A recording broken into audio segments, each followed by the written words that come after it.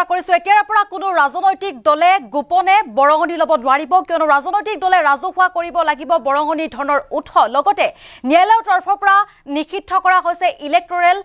Bond আঁচনি লগতে বেংকসমূহক supreme কোৰ্টৰ তৰফৰ পৰা ইতিমধ্যে নিৰ্দেশনা জাৰি কৰা হৈছে যাতে সমগ্ৰ লেনদেনৰ তথ্য দাখিল কৰে এই মুহূৰ্তত জনাইছো এটা গুৰুত্বপূৰ্ণ খবৰ এটা ডাঙৰ খবৰ জনাইছো এতিয়াৰ পৰা কোনো ৰাজনৈতিক দলে গোপনে বৰঙণি ল'ব নোৱাৰিব লোকসভা নিৰ্বাচনৰ পূৰ্বে কেন্দ্ৰীয় চৰকাৰক মুখ্যমাখাত ৰাজনৈতিক দলে ৰাজহুৱা কৰিব লাগিব বৰঙণি ধনৰ উৎস ইলেক্টৰেল বন্ড আঁচনি অসাংবিধানিক আখ্যা সৰ্বোচ্চ ন্যায়ালয়ে নিষিদ্ধ কৰিছে ইলেক্টৰেল বন্ড আঁচনি আৰু বেংকসমূহকো ধনৰ লেনদেনৰ তথ্য দাখিলৰ নিৰ্দেশ দিছে সুপ্ৰিম কোৰ্টৰ তৰফৰ পৰা আৰু ইলেক্টৰেল বন্ড আঁচনিৰ জৰিয়তে লাভ কৰা ধনৰ তথ্য দাখিলৰ নিৰ্দেশ দিছে আৰু 12 এপ্ৰিল 2019 পৰা বৰ্তমানলৈ লাভ কৰা ধনৰ তথ্য লাগে এছচি 3 সপ্তাহৰ ভিতৰত নিৰ্বাচন আয়োগক তথ্য দাখিলৰ নিৰ্দেশ দিছে 2018 চনত মোদী চৰকাৰে আৰম্ভ কৰিছিল ইলেক্টৰেল বন্ড আঁচনি আৰু আঁচনিখনেৰে যিকোনো লোকে ক্ৰয় কৰিব পাৰিছিল ইলেক্টৰেল বন্ড আৰু ইলেক্টৰেল বন্ড ক্ৰয় কৰি ৰাজনৈতিক দললৈ পঠিয়াব পাৰিছিল ধন ভাৰতীয় ষ্টেট বেংকৰ শাখাসমূহে লাভ কৰিছিল ইলেক্টৰেল বন্ড জাৰিৰ অধিকাৰ আৰু দেশৰ 29টা এছবিআইৰ শাখাত আছিল ইলেক্টৰেল বন্ড ক্ৰয়ৰ ব্যৱস্থা দিল্লী মুম্বাই কলকাতা গুৱাহাটী চেন্নাইত আছিল এই বিশেষ ব্যৱস্থা আৰু এতিয়াৰ পৰা এটা খবৰ আহি পৰিছে ডাঙৰ খবৰ এই মুহূৰ্তত ৰাজনৈতিক দলে ৰাজহুৱা কৰিব লাগিব বৰঙণি ধনৰ উৎস আৰু ইলেক্টৰেল বন্ড আঁচনি অসাংবিধানিক আখ্যা দিছে সৰ্বোচ্চ ন্যায়ালয়ৰ তৰফৰ পৰা লগতে ন্যায়ালয়ে ইতিমধ্যে নিষিদ্ধ কৰিছে ইলেক্টৰেল বন্ড আঁচনি আৰু বেংকসমূহকো ধন লেনদেনৰ তথ্য দাখিলৰ নিৰ্দেশ দিছে সুপ্ৰিম কোৰ্টৰ তৰফৰ পৰা লগতে ইলেক্টৰেল বন্ড আঁচনিৰ জৰিয়তে লাভ কৰা ধনৰ তথ্য দাখিলৰ ইতিমধ্যে নিৰ্দেশ দিয়া হৈছে আৰু 3 সপ্তাহৰ ভিতৰত নিৰ্বাচন আয়োগক তথ্য দাখিলৰ নিৰ্দেশ দিয়া হৈছে অৰ্থাৎ গোপনে কোনো ৰাজনৈতিক দলে এতিয়াৰ পৰা বৰঙণি ল'ব নোৱাৰিব ৰাজনৈতিক দলে সমগ্ৰ বৰঙণিৰ উৎস যি বৰঙণি ধনৰ উৎস সেই উৎস ৰাজহুৱা কৰিব লাগিব আৰু যেহেতু ভাৰতীয় ষ্টেট বেংকৰ শাখাসমূহে লাভ কৰিছিল ইলেক্টৰেল বন্ড জাৰিৰ অধিকাৰ দেশৰ 29টা এছবিআইৰ শাখাত আছিল ইলেক্টৰেল বন্ড ক্ৰয়ৰ ব্যৱস্থা দিল্লী মুম্বাই কলকাতা গুৱাহাটী চেন্নাইত আছিল এই বিশেষ ব্যৱস্থা আৰু লোকসভা নিৰ্বাচনৰ পূৰ্বে এইবাৰ ৰাজনৈতিক দলে লাভ কৰা বৰঙণিৰ তথ্য প্ৰকাশো পাইছে আমি যদি তথ্য জনাবলৈ যাওঁ আপোনালোকক কংগ্ৰেছতকৈ 10 গুণ অধিক বৰঙণি লাভ বিজেপি দলৰ 2022-23 বৰ্ষত 720 কোটি টকা বৰঙণি ৰূপে লাভ কৰিছিল বিজেপিয়ে লগতে 2022-23 বৰ্ষত বৰঙণিৰ পৰিমাণ প্ৰায় 18% বৃদ্ধি পাইছে বিজেপিৰ আৰু 2021-22 বৰ্ষত দলটোৱে বৰঙণি ৰূপে লাভ কৰিছিল প্ৰায় 615 কোটি টকা আৰু আমি সবিশেষ তথ্য জনাবলৈ চেষ্টা কৰিছো দিল্লী গুজৰাট মহাৰাষ্ট্ৰৰ পৰা অধিক বৰঙণি সংগ্ৰহ কৰিছে দলসমূহে আৰু এছ'চিয়েশ্যন ফৰ ডেম'ক্ৰেটিক ৰিফৰ্ম সংস্থাৰ প্ৰতিবেদনত এই তথ্য প্ৰকাশ পাইছে আৰু এতিয়াৰ পৰা কোনো ৰাজনৈতিক দলে বৰঙণি গোপনে ল'ব নোৱাৰিব ৰাজহুৱা কৰিব লাগিব বৰঙণি ধনৰ উৎস আৰু উচ্চ ন্যায়ালয়ৰ তৰফৰ পৰা নিষিদ্ধ কৰা হৈছে ইলেক্টৰেল বন্ড আঁচনি বেংকসমূহক নিৰ্দেশনা জাৰি কৰা হৈছে সুপ্ৰিম কোৰ্টৰ তৰফৰ পৰা যাতে সকলো লেনদেনৰ তথ্য যাতে দাখিল কৰে আৰু যেহেতু ইলেক্টৰেল বন্ড আঁচনিৰ জৰিয়তে লাভ কৰা ধনৰ তথ্য দাখিলৰ ইতিমধ্যে নিৰ্দেশ দিয়া হৈছে 12 এপ্ৰিল 2019 পৰা বৰ্তমানলৈ লাভ কৰা ধনৰ তথ্য লাগে সুপ্ৰিম কোৰ্টক আৰু 3 সপ্তাহৰ ভিতৰত নিৰ্বাচন আয়োগক তথ্য দাখিলৰ নিৰ্দেশনা দিয়া হৈছে আৰু 2018 চনত মোদী চৰকাৰে আৰম্ভ কৰিছিল এই আঁচনিখন যি আঁচনিখনেৰে যিকোনো লোকে ক্ৰয় কৰিব পাৰিছিল ইলেক্টৰেল বন্ড আৰু ভাৰতীয় ষ্টেট বেংকৰ শাখাসমূহে লাভ কৰিছিল ইলেক্টৰেল বন্ড জাৰিৰ অধিকাৰ আৰু দিল্লী মুম্বাই কলকাতা গুৱাহাটী চেন্নাইত আছিল এই বিশেষ ব্যৱস্থা আৰু ৰাজনৈতিক দলৰ বাবে গুৰুত্বপূৰ্ণ খবৰটো জনাই আছো ৰাজনৈতিক কোনো দলে এতিয়াৰ পৰা গোপনে বৰঙণি ল'ব নোৱাৰিব ৰাজহুৱা কৰিব লাগিব বৰঙণিৰ ধনৰ উৎস আৰু এটা বছৰত 20,000 টকাতকৈ অধিক বৰঙণি সংগ্ৰহ কৰা দলৰ তালিকা প্ৰকাশ পাইছে তালিকাত উত্তৰ পূবৰ একমাত্ৰ ৰাষ্ট্ৰীয় দল ৰূপে স্থান লাভ কৰিছে এনপিপিৰ আৰু দিল্লী গুজৰাট মহাৰাষ্ট্ৰৰ পৰা অধিক বৰঙণি সংগ্ৰহ কৰিছে দলসমূহে আৰু এছ'চিয়েশ্যন ফৰ ডেম'ক্ৰেটিক ৰিফৰ্ম সংস্থাৰ প্ৰতিবেদনত এই ভয়ংকৰ তথ্য ফাদিল হৈছে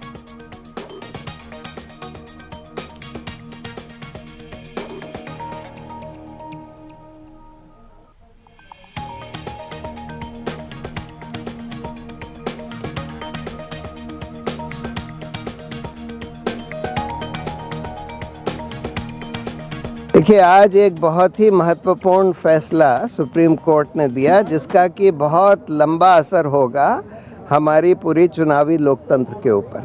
उन्होंने ये इलेक्टोरल बॉन्ड की स्कीम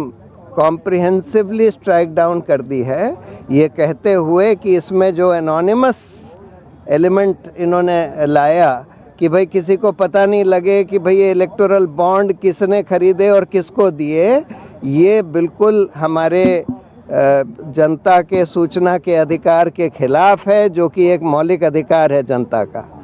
और साथ में उन्होंने तो ये जितने भी अमेंडमेंट्स आए थे कंपनीज एक्ट में, इनकम टैक्स एक्ट में, रिप्रेजेंटेशन ऑफ पीपल एक्ट में, सबको रद्द कर दिया है इलेक्टोरल बॉन्ड स्कीम को जो ला रहे थे। दूसरी बात, उन्होंने ये भी बोला है कि ये जो अमेंडमेंट करा गया था कि कंपनीज जो हैं कितना भी पैसा पॉलिटिकल पार्टीज़ को दे सकती हैं। पहले जो रिस्ट्रिक्शन था कि अपना एनुअल प्रॉफिट से 7.5% से ज़्यादा नहीं दे सकती, वो भी रद्द कर दिया है कि ये हमारे इलेक्टोरल डेमोक्रेसी के खिलाफ है, क्योंकि ये लेवल प्लेइंग फील्ड को हटाता है और बड़ी बड़ी कंपनियों को इलेक्शन इन्फ्लुएंस करने देता है। साथ में उन्होंने ये भी बोला है कि जितने भी इलेक्टोरल बॉन्ड्स खरीदे गए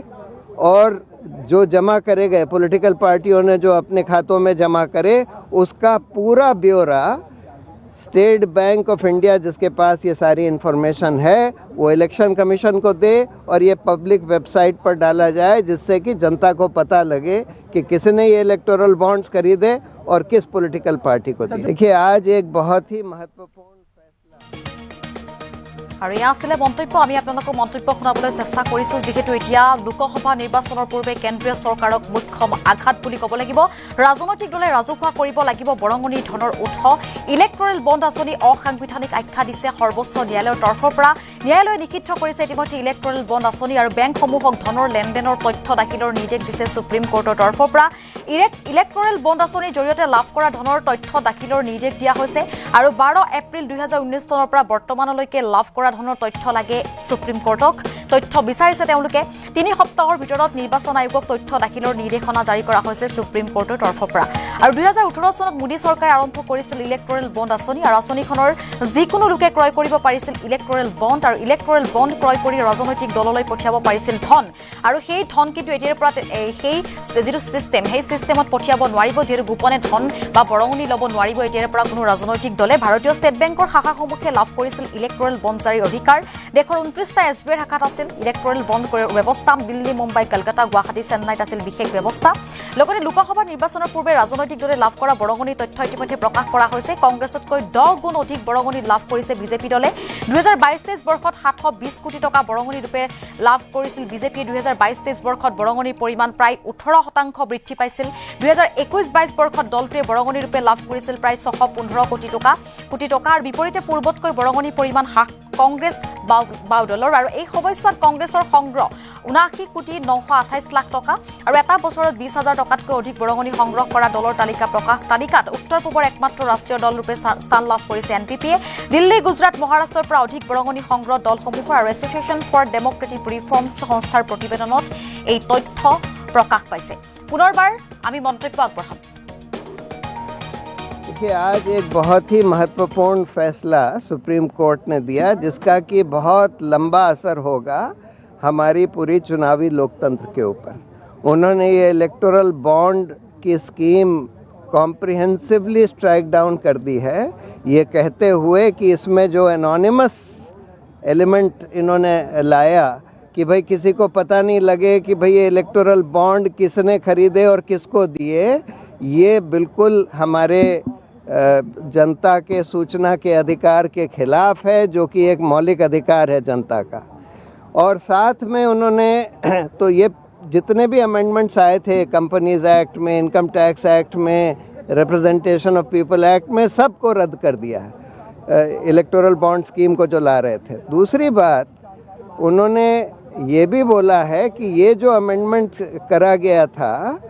कि कंपनीज जो हैं कितना भी पैसा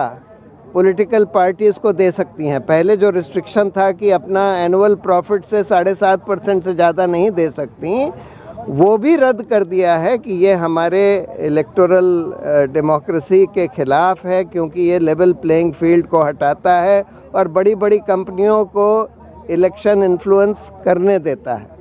साथ में उन्होंने ये भी बोला है कि जितने भी इलेक्टोरल बॉन्ड्स खरीदे गए